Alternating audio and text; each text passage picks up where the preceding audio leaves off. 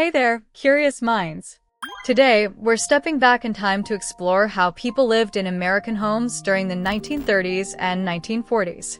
Let's step inside a typical house from that era and discover the everyday life, the challenges, and the resilience of families during that time. Imagine a modest two-story house with a simple clapboard exterior, a front porch that creaks when the wind blows, and a roof that has seen more than a few seasons.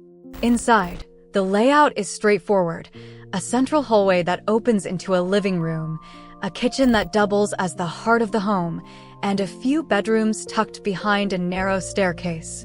The design is functional, with little ornamentation, because families needed to make the most of limited resources.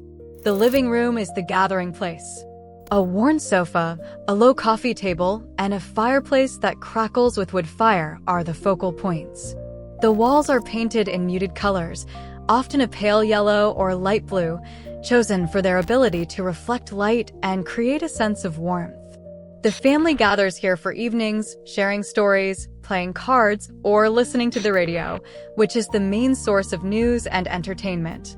The kitchen is where the magic happens.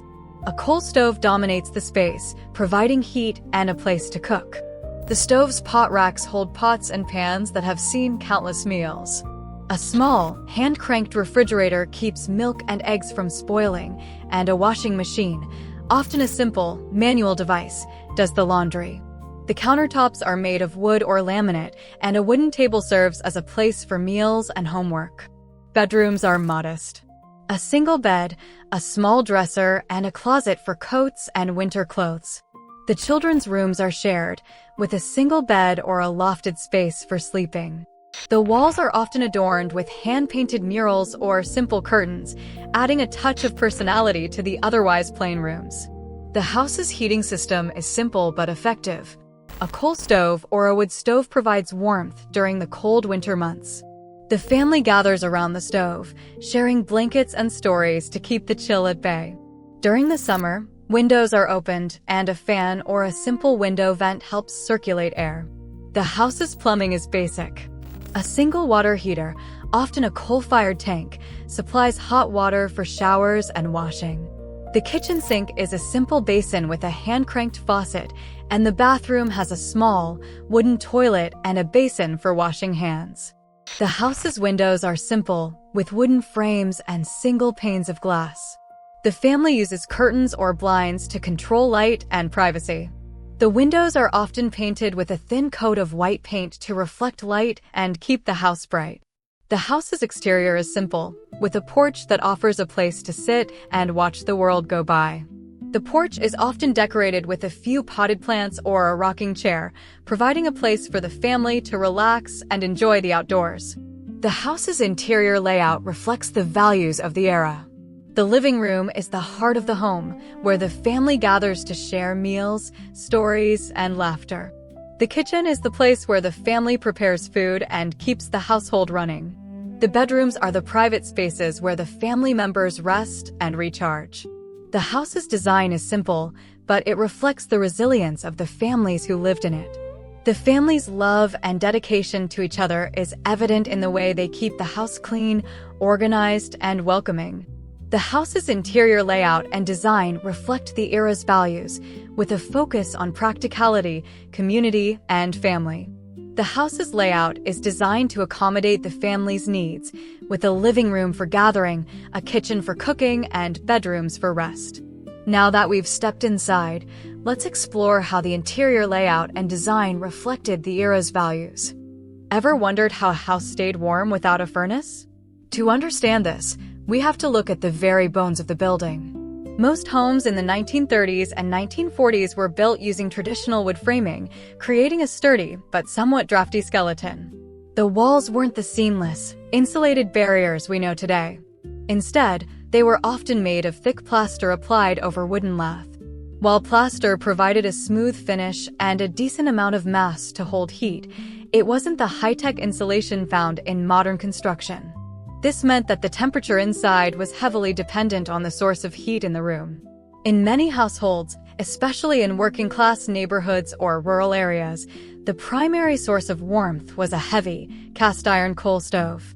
These stoves were massive, imposing pieces of machinery that sat in the kitchen or a central living area. They weren't just for cooking, they were the thermal engine of the entire house. Keeping a family warm meant a constant, hands-on relationship with fuel. Someone, often the mother or a child, had to regularly shovel coal into the stove, manage the dampers to control the airflow, and keep the fire breathing. It was a rhythmic, dusty, and physically demanding task that dictated the pace of the day. In more affluent homes, you might find a central heating system, but even then, it was far from the silent, automated comfort we enjoy now. Early furnaces were loud, clunky, and required constant attention to ensure the heat was distributed evenly. And as for air conditioning, that was a luxury for the very few. During the sweltering summer months, families had to rely on the natural physics of the house. They would open windows on opposite sides of the building to create cross breezes, or use heavy fabric shades to block the direct sunlight from heating up the rooms. It was a lifestyle of adaptation where you lived in harmony with the seasons, feeling every shift in the weather through the walls of your home. Now, let's see how the walls kept the heat and move into the most vital room in the house, the kitchen. Step into the kitchen, and the first thing you would notice is the heat. It wasn't just a room. It was a workspace that demanded constant attention. As we mentioned, that massive cast iron stove was the centerpiece, and it did much more than just provide warmth. It was the engine of every meal. Cooking in the 1930s was a slow, deliberate process.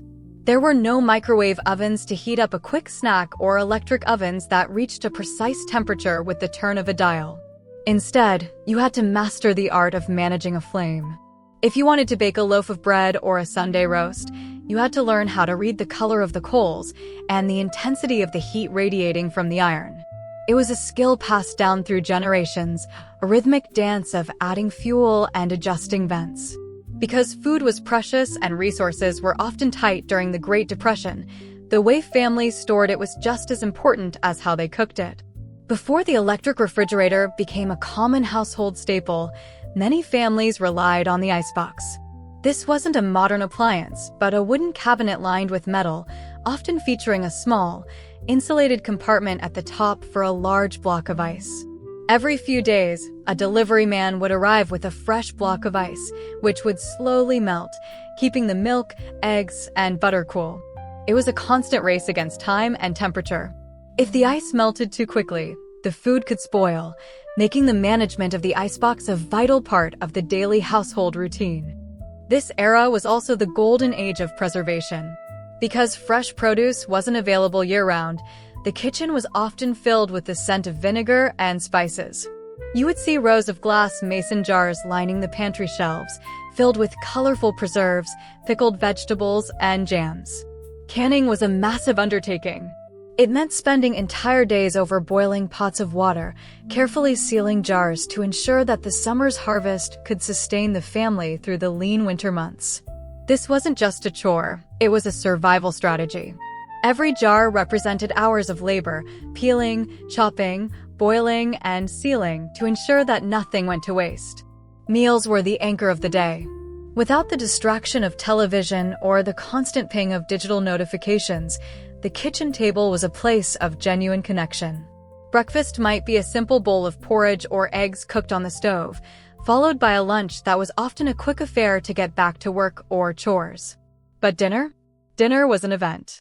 It was the time when the family gathered to share what they had, often centered around a hearty stew or a roast that had been simmering for hours.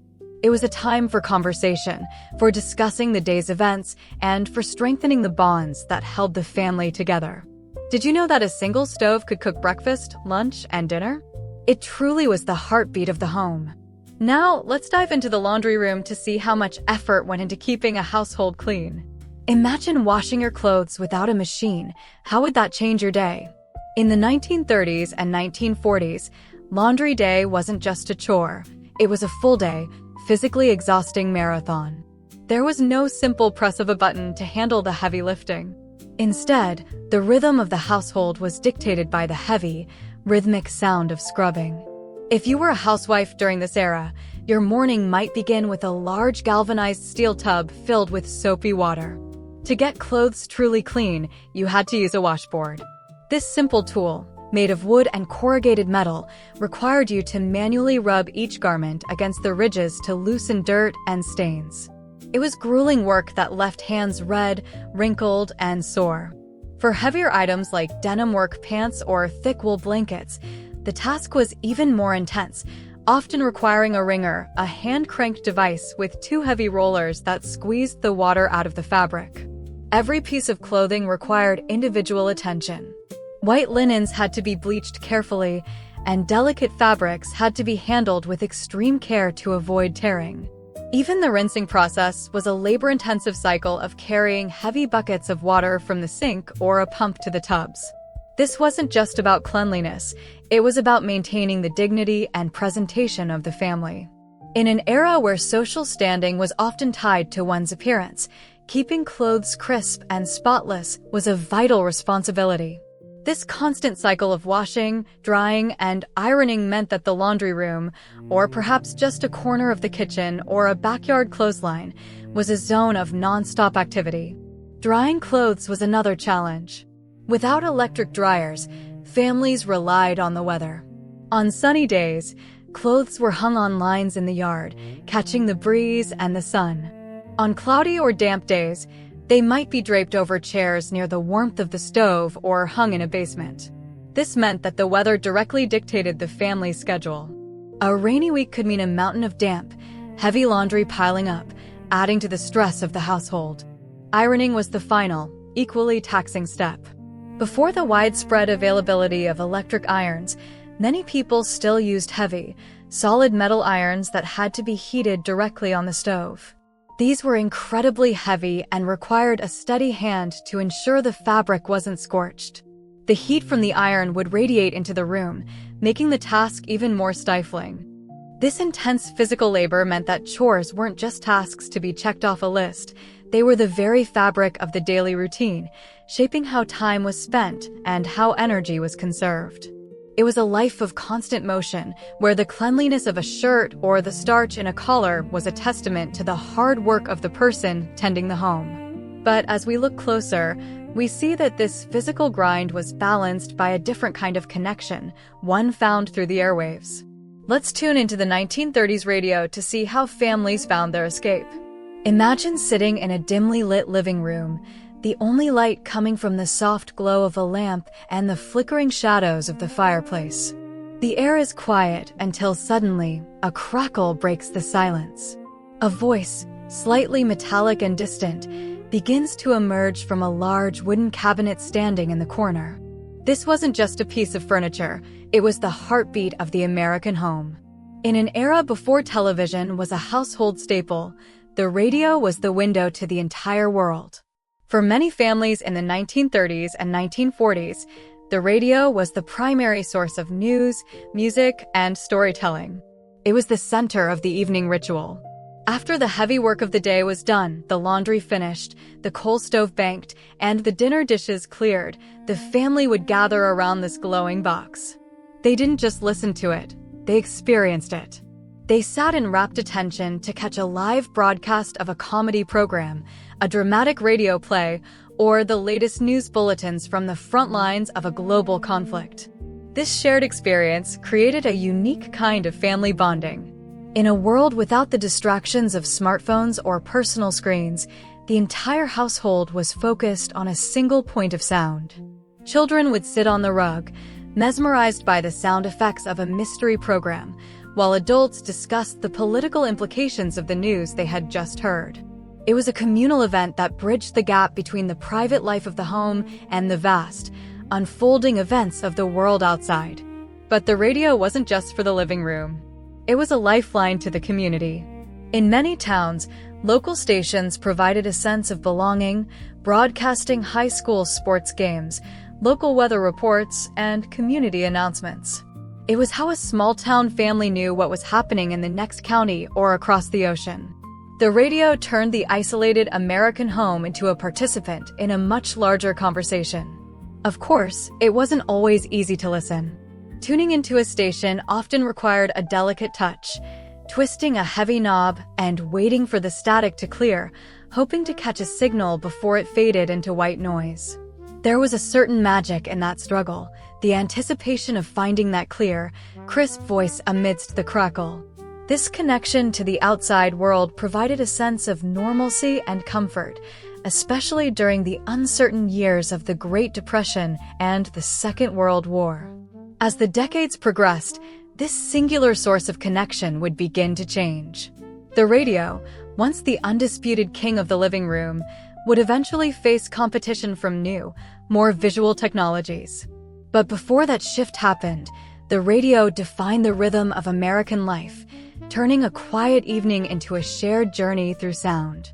To understand how this era truly ended, we have to look at the sudden arrival of the technologies that would eventually replace the radio's magic.